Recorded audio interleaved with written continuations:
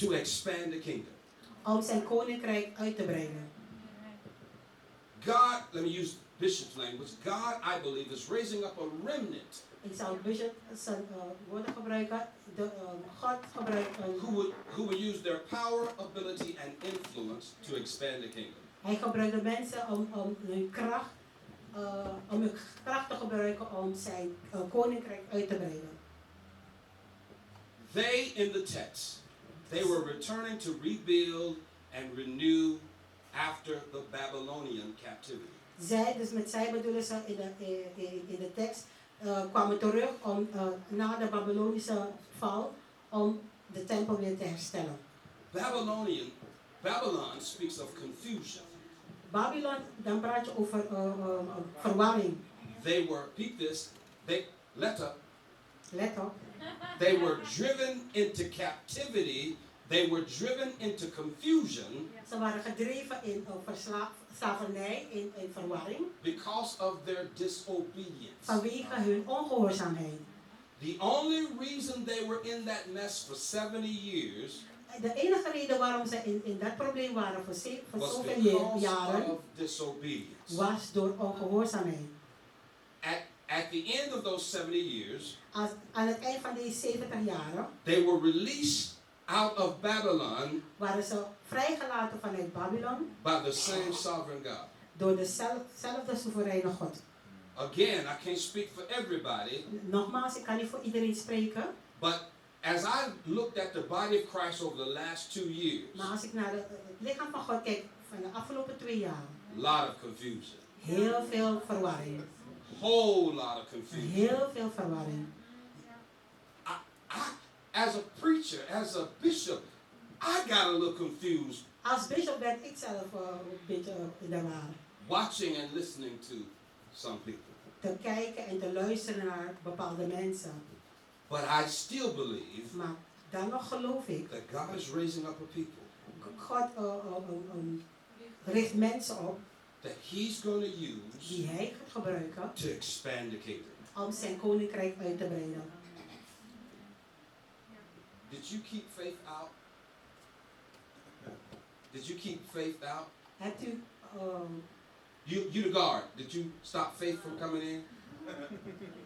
Hebt u geloof tegengehouden om binnen te komen? I'm trying to find out if faith came in the room today. Ik probeer te begrijpen of geloof naar binnen is gekomen. Did you keep faith out? Heb je geloof buiten gehouden? Are you keeping faith out? You holding faith at bay over there or something? Because I don't know if I find faith in the room. Want ik weet niet of ik geloof hier heb gevonden. Is het geloof hier?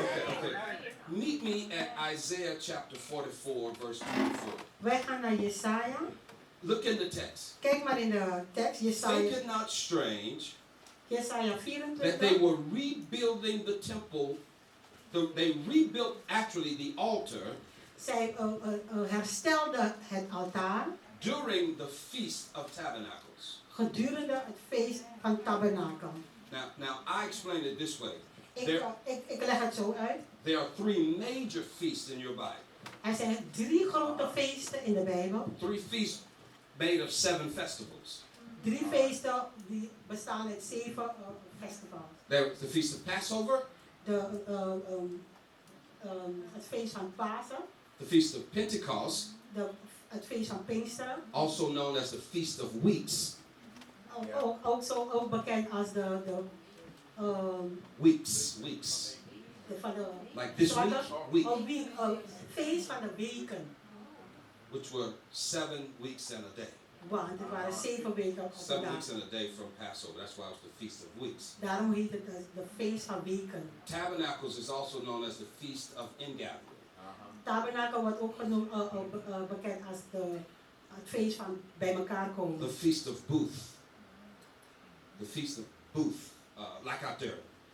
You know, tents. Oh, de feest van tenten. Okay. Or Sukkot. Don't worry. Stay with me. They celebrated the Feast of Tabernacles by building temporary huts. Ze vieren het feest van tabernakel om tijdelijke hutten te bouwen. Like you did out here. Zoals u buiten hebt gedaan. in order to commemorate the times they wandered through the wilderness. Zodat ze de tijd kunnen doorbrengen toen ze in de wildernis waren.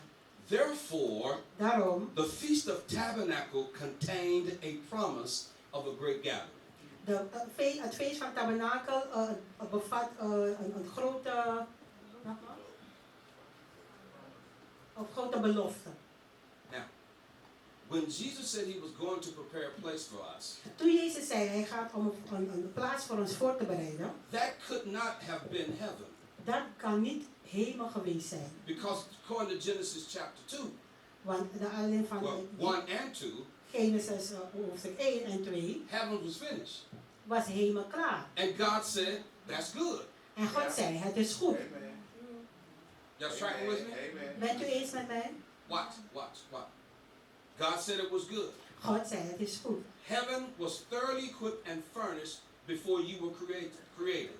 De hemel was helemaal klaar voordat u geschapen werd. Let me mess up your theology. Ik ga even... Let me mess up the way you understand some things. Let me mess up the way you understand some laat maar things. iets even door elkaar halen hoe jij het begrijpt. Perhaps that mansion that you think you're going to, Misschien waar je denkt dat je naartoe gaat, you're dat huis, already in it. daar ben je al in. Because you are the mansion that God is building. Want u bent het huis dat de Heer bouwt.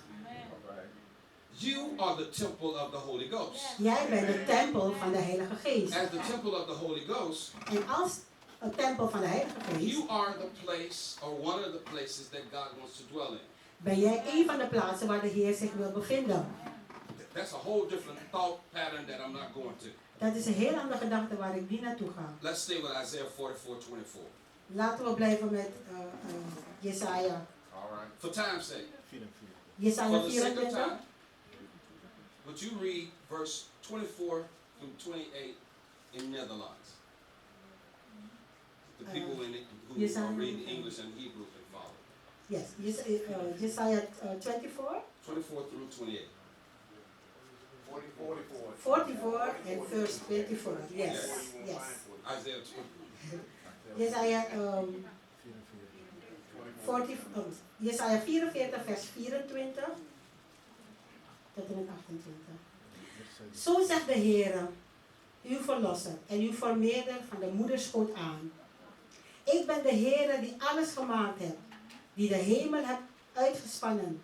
Ik alleen, die de aarde uitgebreid heb door eigen kracht. Die de tekenen der leugenprofeten teniet doet en de waarzeggers als dwazen aan de kaak stel.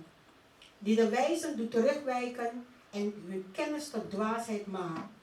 Die het woord van mijn knecht gestand doet en de aankondiging mijn boden volvoert, die tot Jeruzalem zegt. Het worden bewoond tot de steden van Juda. Laten zij herbouwd worden, naar puinhopen richt ik weer op, die tot de diepte zegt. Verdroog uw rivieren, doe ik opdrogen. Die tot Kores zegt, mijn herder, hij zal aan mijn welbehagen volvoeren, door tot Jeruzalem te zeggen. Het worden herbouwd en de tempel worden gegrondvest.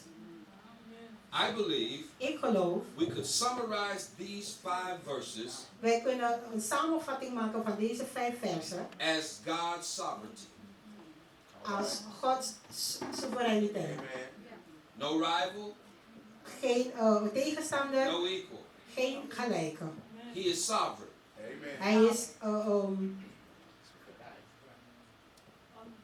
wat is het? Soeverein? Oké.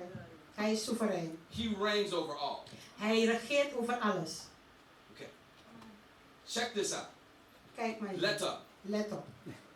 This is about 150 years before Cyrus was born. Dit is over 150 jaar voordat Cyrus geboren was. 150 years. 150 jaar. Now imagine this. Stel het zich voor. 150 years before he was born, 150 jaar voordat hij werd the geboren, Lord calls his name. roept de Heer zijn naam. Right? He was named by the Lord over 150 years before he was born. Hij werd genoemd door de Heer 150 jaar voordat hij werd geboren. As I understand the history, Zoals ik de geschiedenis begrijp, this was about 200 years before he made the decree that is Cyrus, to rebuild Jerusalem. Dat was 200 jaar voordat hij decreet gaf dat het hersteld moet worden. That tells me, Dat zegt aan mij, the command, the decree, de wet, the order het bevel to rebuild Jerusalem om Jeruzalem te was in the herbouwen mind of God was in de gedachte van God and spoken by his prophets en gesproken door zijn profeten long before Cyrus was born.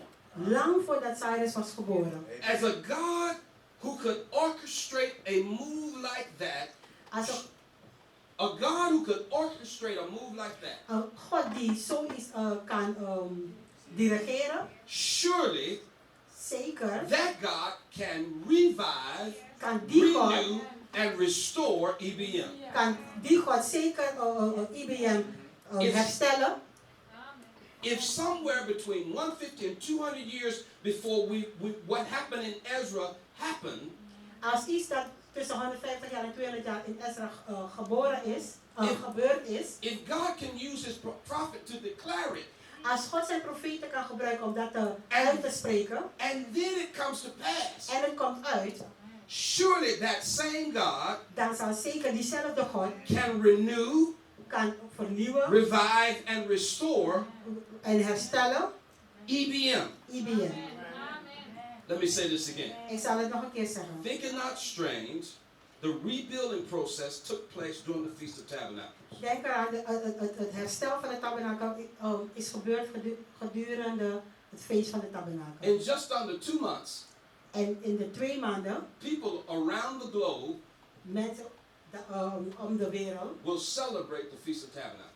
die vierden het feest van tabernakel. And one of the things that I'm glad our presider did in this conference En iets waarvan ik blij ben in deze conferentie, is going to open up this conference so that we'll leave here with a better understanding of the feast. wij gaan met een betere begrip weg van tabernakel naar de conferentie. In my study of the feast, In mijn studie van de feesten, I've come to believe geloof ik nu, the church will become more of God's ideal of her de kerk wordt meer het ideale beeld if we understood the feast. als wij het feest begrijpen. Because we do not understand the feast, En omdat wij de feesten niet begrijpen, we don't walk in all that we should be walking in as a body. dan wandelen we niet zoals het zou horen te wandelen als één lichaam. Let me say this. Laat me dit zeggen. When I have conversations, I was raised in a non-Pentecostal church. Ik ben opgegroeid in een niet-Pinkstergemeente. And now that I've studied the feast, En nu dat ik de feesten heb bestudeerd, I come to believe geloof ik nu that Pentecost is a present reality dat Pinksteren een tegenwoordige realiteit is for the body of Christ. voor de lichaam van God. But in my previous background, In mijn vorige achtergrond, using the feast as illustration, om de feesten te gebruiken als illustratie, they've stopped at what Passover means. zij zijn gestopt waar Pasen betekent. I wasn't planning to go this way. I wasn't planning to go this Ik way. had niet I was gepland trying om to just dat stay te out of doen. the way and let you just go with this, Rabbi. Ik wil het laten voor de rabbi, But in my mind, maar in mijn gedachten, Passover, Pasen by experience, door ervaring, represents what happened when you were born again. het geeft mij aan wat het is wanneer toen u wedergeboren werd. Because the brazen altar, Want the brazen altar represents the cross. het altaar die representeert het kruis. The brazen laver represents being washed. Het bronzen altaar representeert Being washed. gewassen te zijn. It's a cleansing. Het is een reiniging That's outer court. van buiten. There are a lot of people in the body of Christ Er zijn heel veel mensen in het lichaam van God who by experience die door ervaring remain in the outer court. blijven in de buitenaltaar. For me, the parallel to that is the Feast of Passover. Om dat te vergelijken is het feest van Pasen. So they don't experience what God has for us in the inner court. Ze ervaren niet wat de Heer voor ons heeft in het binnenste. Which for me parallels the Feast of Pentecost. Dat voor mij te vergelijken is met het feest van Pinksteren. But let me say this about the Feast of Tabernacles, the Feast of Ingathering. Laat me dit vertellen over het feest van Tabernakel, het feest van bij elkaar komen. This third feast Dit derde feest. speaks of unity. Het praat over eenheid. It speaks of joy. Het praat over It blijdschap. speaks of ingathering. Het praat over bij It elkaar speaks of komen. resting. Het praat over It berusten. speaks of glory. Het praat over glorie. It speaks of restoration. En het praat over herstel. It speaks of, in my mind, Het praat in mijn gedachten the over appearing of the Lord in and among the saints. het verschijnen van de Heer in en tussen de heiligen. That means, Dat betekent, if we were to understand the Feast of Tabernacles, als wij het feest van Tabernakel willen begrijpen, when we gather, als we bij elkaar komen, it should be a time of unity. het moet een tijd van eenheid zijn. It should be a time of joy. Het moet een tijd van blijdschap It zijn. should be a time of ingathering. Het moet een tijd van bij elkaar komen zijn. It should be a time of resting in God. Het moet een tijd zijn van rusten in God. It should be a time of resting in the finished works of Jesus Het Christ. moet zijn een tijd van rusten in het volbrachte werk van God. It should be a time of the glory of the Lord coming to dwell among us. Het moet een tijd zijn van de glorie van God die komt tussen ons. It should be a time Het moet een tijd zijn of the Lord Jesus Christ van de Heer Jezus Christus appearing in us. dat Hij verschijnt in ons. Now let me get in some more trouble. Laten we meer problemen brengen. Everything in your Old Testament Alles in het Oude Testament took place in one of three places, heeft plaatsgevonden in twee plaatsen. for the most part. Voor de grootste gedeelte. Took place in the land, Het vond plaats in het land, in the city, in de stad or in the temple. of in de tempel. It took place in the land, Het gebeurde in het land, the of op het city, land, in de stad in the temple. en in de tempel. I believe Ik geloof, there are a number of things that zijn we could learn as a people er zijn een heleboel dingen dat wij als mensen kunnen leren. if we studied the Mosaic Tabernacle, Als wij Tabernacle of Moses. als we de tabernakel van Mozes bestuderen. The tabernacle had an outer court, an inner court, and a most holy place. Het had een binnenste en een buitenste en de meest heilige plek. I take all of these threes Ik neem alle drie and connect them together. en breng ze bij elkaar. Outer court, inner court, most holy place. De buitenplaats, de binnenplaats en de meest heilige plaats. Passover, Pentecost, Tabernacle. Pasen, Pinksteren, tabernakel. You are body, soul, spirit. U bent lichaam, ziel en geest. The gospel is the death, burial, resurrection. Het evangelie is de dood, begraven en opstanding. For me, that's land, all of those things I've just said. Alles wat ik net gezegd heb is voor mij Speaks land, of land, city, temple. land, stad, tempel. Your spirit man Uw geestelijke mens aligns with the temple of God. kan je vergelijken met de tempel van God. They all align with each other. Ze zijn allemaal horen bij elkaar. The temple was a large and magnificent building. De tempel was een grote en een imposante gebouw. The root word is a verb meaning to be able or to prevail. Het Hebreeuws woord betekent in staat zijn. It indicates to be able to endure something. Het zegt mij van in staat zijn iets te kunnen doen. To have the ability or power to do something. De kracht hebben om iets te kunnen doen. But it's not in our own strength. Maar niet in ons eigen kracht. It's God's strength working through us. Gods kracht die door ons werkt. We are renewing, reviving, and restoring an ability to do something for God. Wij vernieuwen om de mogelijkheid om iets voor God te doen. We are renewing, reviving, and restoring a capacity. Wij vernieuwen een capaciteit. We are renewing, reviving, and restoring something better than we've had before. Wij vernieuwen en herstellen iets beters dan wij eerder hadden. I could stop right